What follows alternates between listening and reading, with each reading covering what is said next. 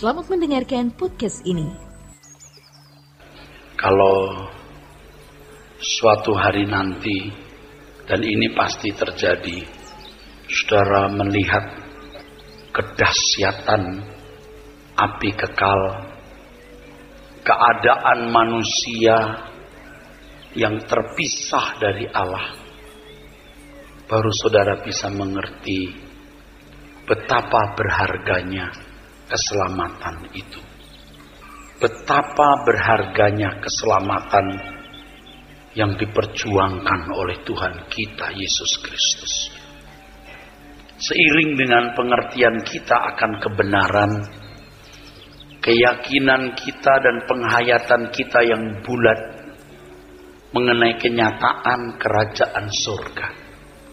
Demikian pula penghayatan kita akan kenyataan api kekal, kedahsyatan terpisahnya manusia dari Allah. Nah, menyadari hal ini kita akan rela berbuat apapun demi Tuhan yang telah melepaskan kita dari api kekal. Kita bisa berkata apapun yang Tuhan kehendaki untuk aku mau lakukan. Apapun yang Tuhan mau ambil dari hidupku, aku relakan. Bahkan jika ada yang kusisakan di dalam diriku untukku sendiri, Tuhan, aku relakan, aku bersedia Engkau paksa, Engkau ambil apapun yang ada padaku. Sebab kita ini orang-orang yang telah dieksekusi hukuman mati, terpisah dari hadirat Allah selama-lamanya, terbuang dalam api kekal. Kita orang-orang yang telah dijatuhi hukuman mati, kita dieksekusi, terbuang dari hadirat Allah selama-lamanya, ada dalam api kekal. Dan manusia sedang menuju keadaan itu. Tetapi Tuhan Yesus Kristus telah mati di kayu salib. Dia menggantikan tempat kita, saudara. Dia menebus, dia membeli kita. Maka mau tidak mau, kita harus memberi diri dieksekusi Tuhan. Dengan hukuman mati versi Tuhan. Hukuman mati versi Tuhan.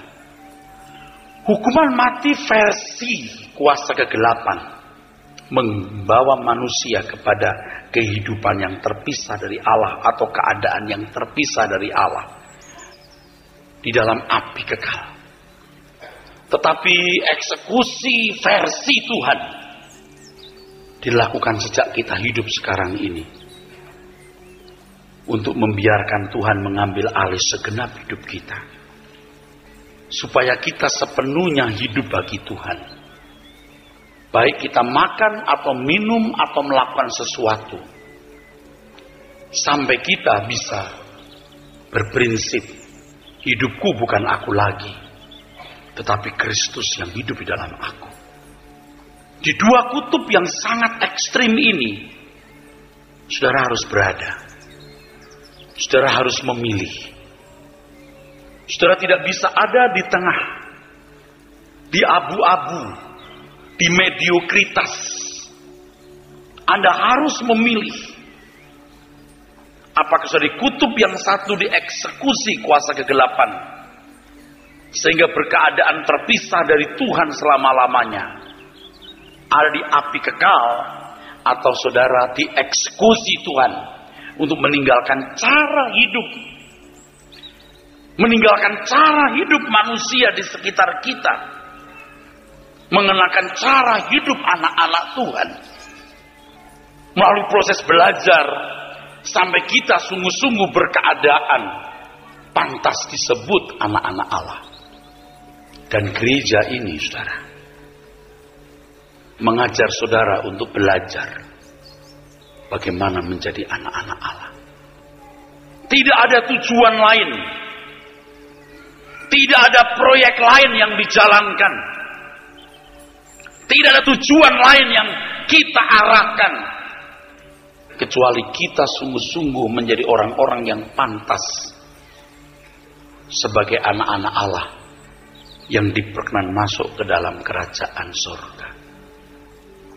Kalau guru yang tidak baik, dia menunjuk satu kesalahan, ini salah. Lalu muridnya tanya, kenapa Bu? Salah. Kenapa Bu Guru? Ini salah.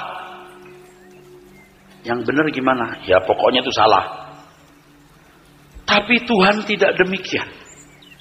Tuhan menunjuk, ini salah. Dia mengajar, mengapa kamu berbuat salah dan dari mana kamu mulai salah. You percaya yang saya katakan.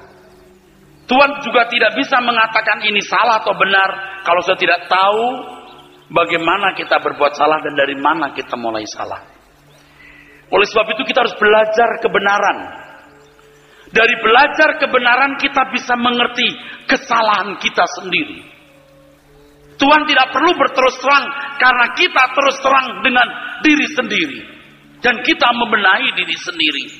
Dan seiring dengan pengenalan akan Tuhan yang bertumbuh, kita akan memiliki taste, flavor, cita rasa sesuai dengan cita rasa Tuhan. Kita bukan menikmati diri kita dengan selera dunia. Dan itu menyesatkan, itu membunuh, itu membinasakan. Karena kita memuaskan diri kita sendiri, tetapi kita melukai Tuhan. Oleh sebab itu saudara, tadi saya katakan anak duduk di sini saudara. Anda duduk untuk belajar. Duduk untuk mengerti kebenaran. Sampai kita bisa mengerti kesalahan kita sendiri. Kalau untuk mengerti ini membunuh, ini tidak membunuh. Saudara tidak perlu Roh Kudus untuk tahu hal itu. Anda tidak perlu belajar kepekaan untuk mengerti hal itu. Tetapi kalau untuk mengerti ini hati yang bengkok, ini kesombongan terselubung, ini ketidaktulusan, ini ketidakjujuran, ini ke hati yang licik, kita membutuhkan Roh Kudus menuntun kita. Itulah sebabnya kita harus belajar, saudara. Saya khawatir sebagian saudara tidak mengerti yang saya maksud. Kalau hanya menganalisa hukum, kalau hanya untuk menganalisa hukum, kita tidak perlu kepekaan, tidak perlu Roh Kudus. Agama apapun tanpa Roh Kudus bisa membedakan mana yang baik dan buruk. Tetapi untuk mengerti pikiran perasaan Tuhan, kita harus belajar panjang, mengenal kebenaran, memiliki kecerdasan roh, bisa membedakan kehendak Tuhan, apa yang baik, yang berkenan dan yang sempurna, dan memiliki cita rasa Tuhan, sehingga kita bisa mencicipi diri kita sendiri. Dan ini masalahnya, ketika kita mulai punya cita rasa Tuhan, lalu kita cicipi diri kita sendiri, ternyata kita pahit. Kita tahu apa yang baik, tapi yang jahat kita lakukan. Kita tahu yang baik, tapi yang jahat kita lakukan. Kenapa aku masih licik? Kenapa diam-diam aku masih sombong? Di situ kita stres, saudara. Itu stres. Tapi kita berusaha untuk menemukan cita rasa yang benar. Artinya kita berusaha terus untuk meluruskan hati kita. Jadi kita menjadi baik itu bukan karena terpaksa, karena memang kita tidak bisa menikmati diri kita yang bengkok. Kita tidak bisa tidak jujur, kita tidak bisa bohong, kita tidak bisa tidak tulus, kita tidak bisa bengkok karena kita merasakan diri kita sendiri. Ini kekristenan. Oleh sebab itu firman Tuhan mengatakan, "Hendaklah kamu memiliki pikiran perasaan Kristus." Masih panjang perjalanan saudara. Masih panjang, saudaraku. Jadi jangan merasa puas dengan level rohani yang telah saudara capai. Tidak ada jalan lain. Akan mempertajam kepekaan. Dan saya tahu kapan saya salah, kapan saya berbalik, kapan saya bertobat.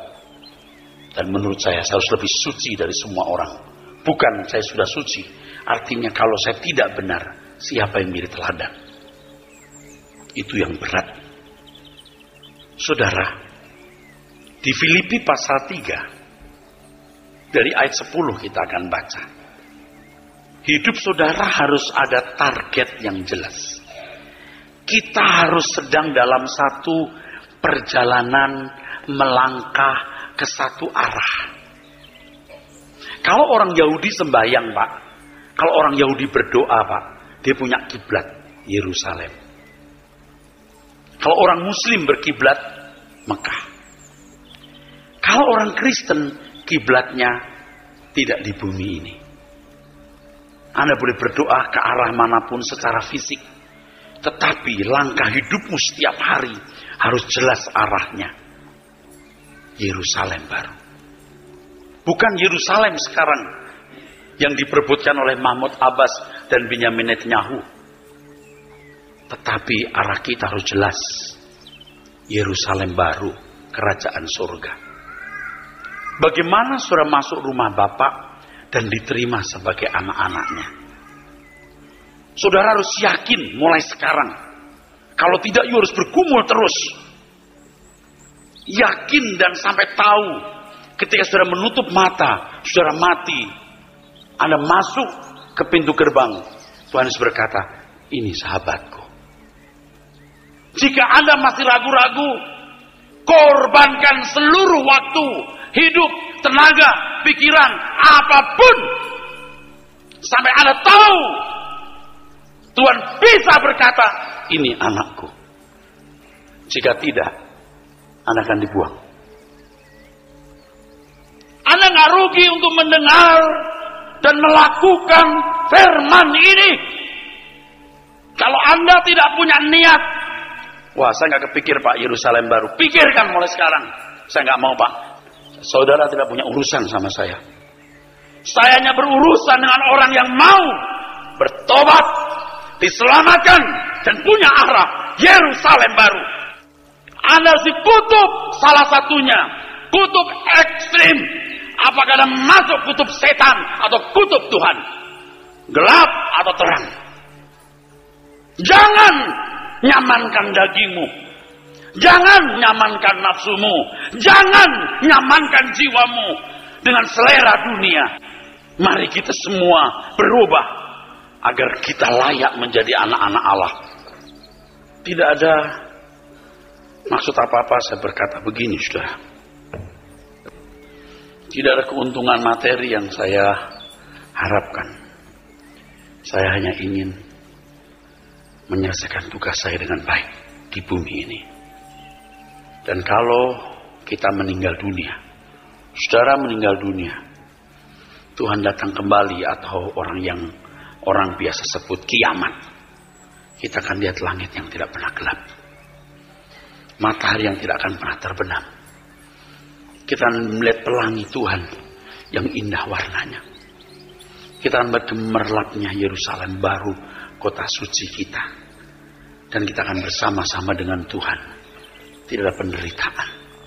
Kalau sudah gagal bisnis, gagal karir, gagal berumah tangga, gagal menikah, gagal studi, atau sudah punya tubuh rentan, sakit-sakitan, Anda belum gagal hidup.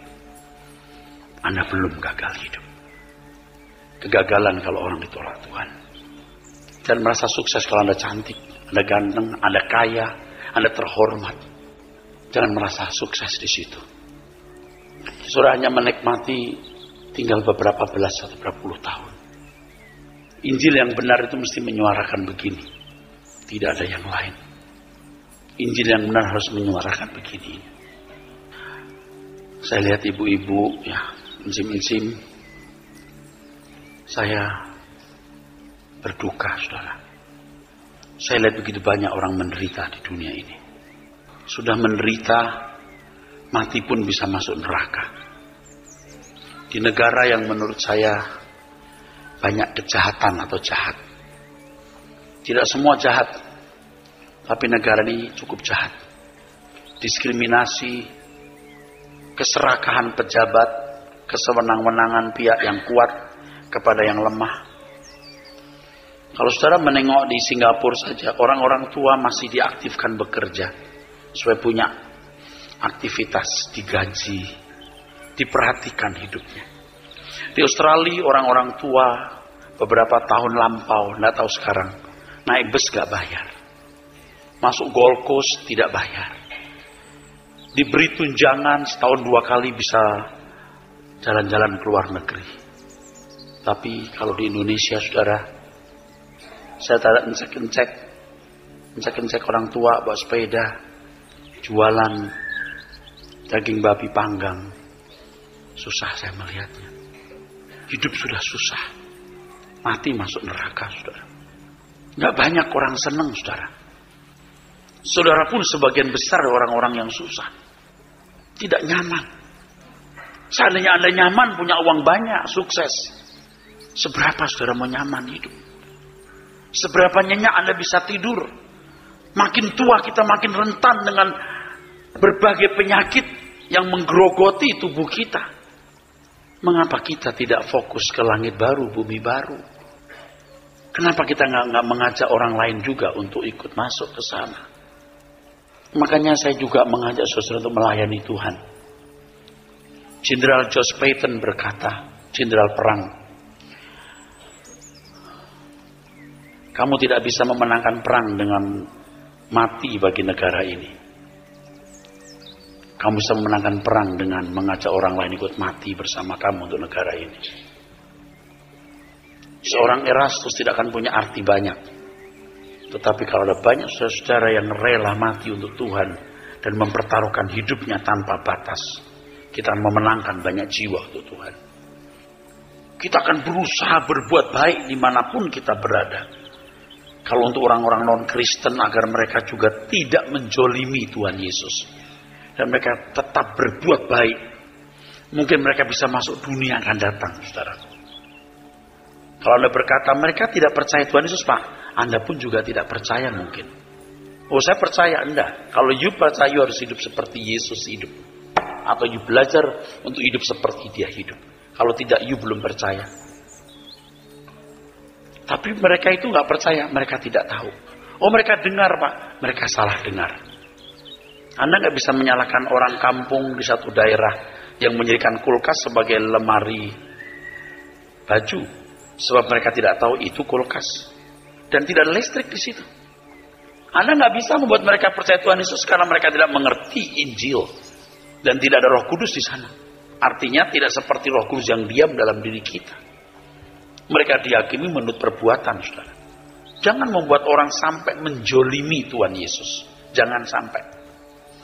Berbuatlah baik dimanapun Anda berada. Sampai orang itu tidak akan menjolimi. Tidak akan menjolimi Tuhan Yesus. Yang tidak melawan kamu, di pihak kamu. Secangkir air putih yang diberikan kepadamu, tidak akan hilang upahnya. Jadi kepada semua orang kita baik. Semua orang. Saya setiap kali masuk jalan yang sempit, 2 mobil berpapasan harus lambat, saya sering angkat tangan ke orang-orang yang di situ. Oh, mari misi ya. Tapi gara-gara itu juga mereka datang ke kita. Kemarin pagi ada orang yang keker badannya dengan wajah lumayan kusut ke rumah. Pintu gerbang sedang dibuka karena sedang cuci mobil. Sopir saya berkata, Pak, itu tetangga sebelah sana. Oh, gitu. Pembantu saya ketok ruang kerja saya yang biasanya tidak berani mengetok kalau nggak penting sekali. Saya keluar. Pembantu saya takut lihat pria itu dengan badan tegap. Dia tidak berani masuk. Ruang tamu dia duduk di ruang depan. Saya duduk juga depan. Mata saya tidak berkedip. Saya berkata, ada apa? Ada perlu apa? Dia setengah gemetar, saudara. Saya takut, Pak. Loh, kenapa? Saya nggak bisa ngomong, Pak. Loh, ngomong saja. Saya segen sama Bapak. Loh, kenapa segen? Kenapa segen? Bapak ini orang berada tapi baik. Loh, apa hubungannya? Kok baik? Iya, Bapak kalau lewat suka angkat tangan begitu. Oh, gitu. Angkat tangan ini katakan baik, saudara. Hanya angkat tangan. Pak, saya baru disuruh keluar dari tempat kontrak. Saya ikut mertua. baru berapa bulan ini. Jadi saya nggak berani tidur di rumah mertua. Istri anak saya tidur di rumah mertua, saya tidur di pos. Maka suka lihat bapak pada saya di pos kan Pak. Bapak suka angkat tangan gini, oh itu pos hansip. Oh, tapi sekarang saya udah bekerja jadi satpam Pak. Cuman anak saya mau masuk sekolah SMA. Saya mau pinjam uang bapak. Ini ijazah SMP anak saya buat jaminan. Karena angkat tangan baik, diutangi bisa. Oke, saya panggil Feb, nanti anaknya namanya siapa? Hubungi ini. Nanti biar di sekolahnya, diantar sama dia ke sekolah. Saya nggak mau dia nipu saya. Ya Pak, makasih Pak. Udah nggak usah bawa itu ijazahnya. Anda tidak akan menjadi miskin gara-gara itu. Saya bicara ini bukan supaya saya dipuji, enggak. Saya cuma mau beritahu hidup kita singkat di dalam dunia ini. Kita tidak punya kesempatan banyak, saudara. Kita setiap saat bisa mati, saudara.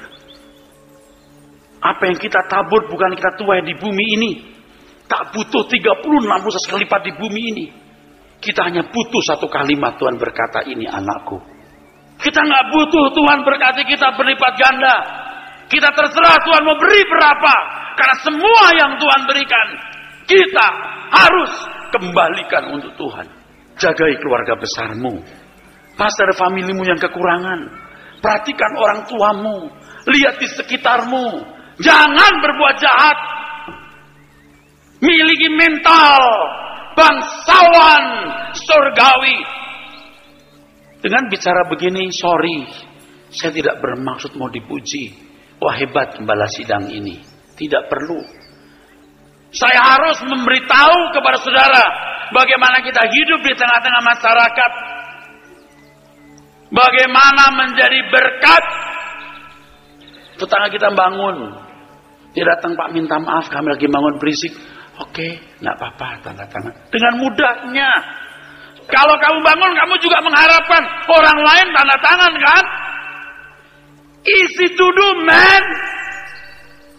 Kenapa kita mesti ribut, saudaraku?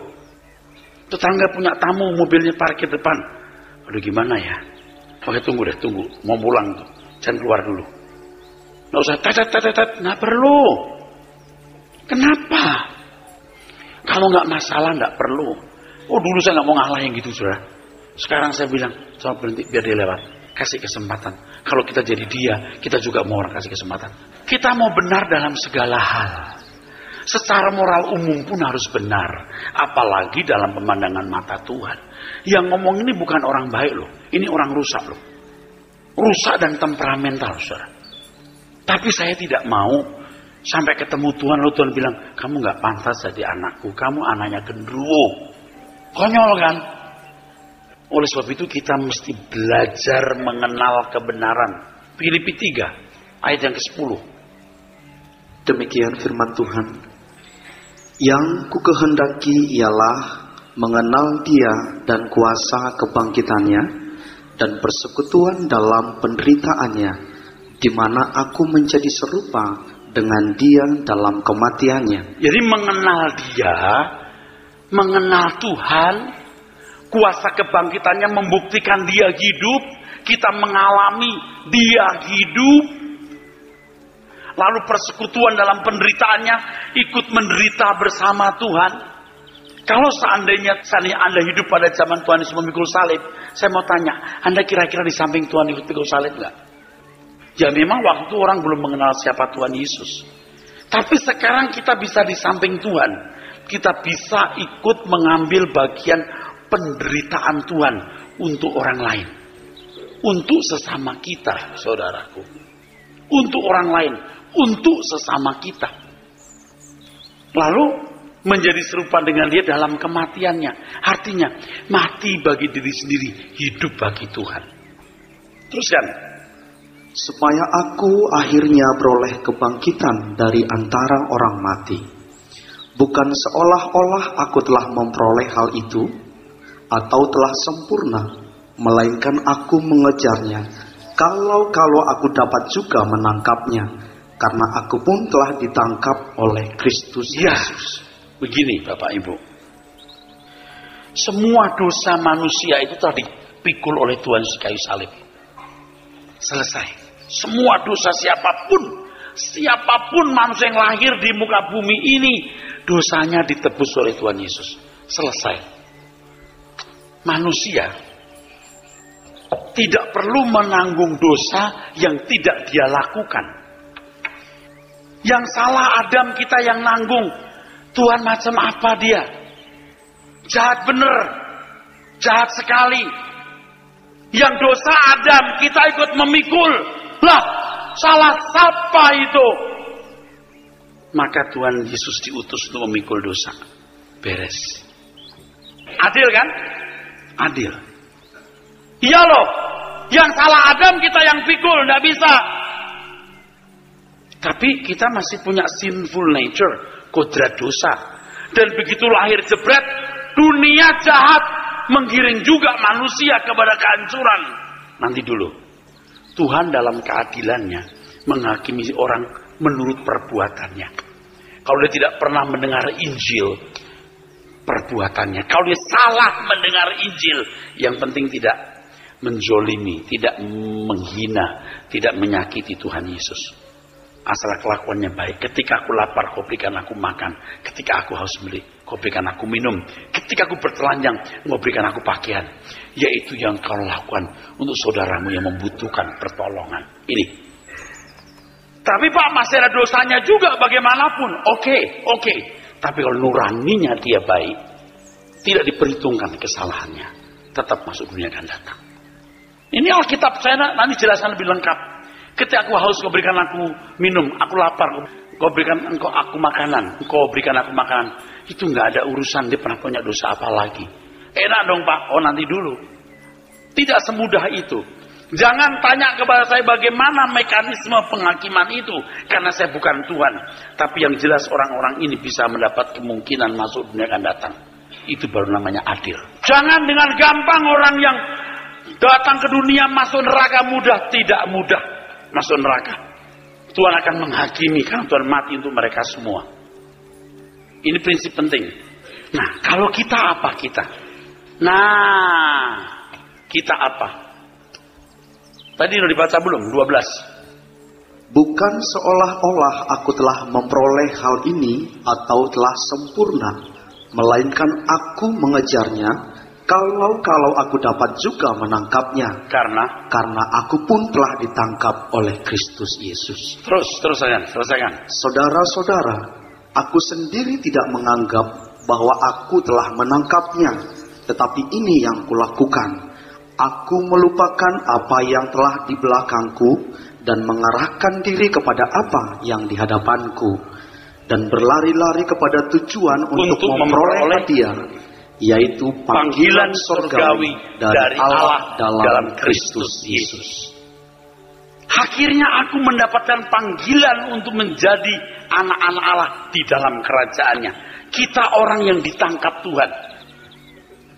Ini saudara, ditangkap supaya orang ini bukan hanya menjadi orang baik, menjadi orang yang sekarakter dengan Tuhan. Bisa dinikmati oleh Tuhan. Dia punya pikiran, perasaan Tuhan, punya taste, punya flavor. Seperti Tuhan sendiri. Nah, tugas gereja itu untuk mendidik ini loh. Jangan di gereja cuma nyanyi. Oh Allah di sini, Allah sungguh baik. Oh haleluya, Allah sungguh baik. Ayo, jadi berkati, berlipat ganda. 100 kali lipat. 30, 60, 100 kali lipat. Itu bohong, itu nipu. Kalau kita nggak perlu 100 kali lipat, diberi banyak sedikit, semua milik Tuhan untuk Tuhan. Anda masih bersama saya? Ini kalau ngomong begini saya dimusuhin orang tuh, nyerang gereja lain. Saya nggak nyerang, emang salah dia. Bro, itu salah sekali. Saya bukan mau ngajak ribut, itu salah. Kita itu ngurusin bagaimana batiniah kita diluruskan. Amin. Batiniah kita diluruskan, bro. Bayangkan orang-orang Kristen yang karena kasih karunia kita selamat, kelakuannya nggak lebih baik dari orang-orang kafir. Selamat tidak akan. Nah, di sini kita harus banyak belajar, saudara sekalian. Amin.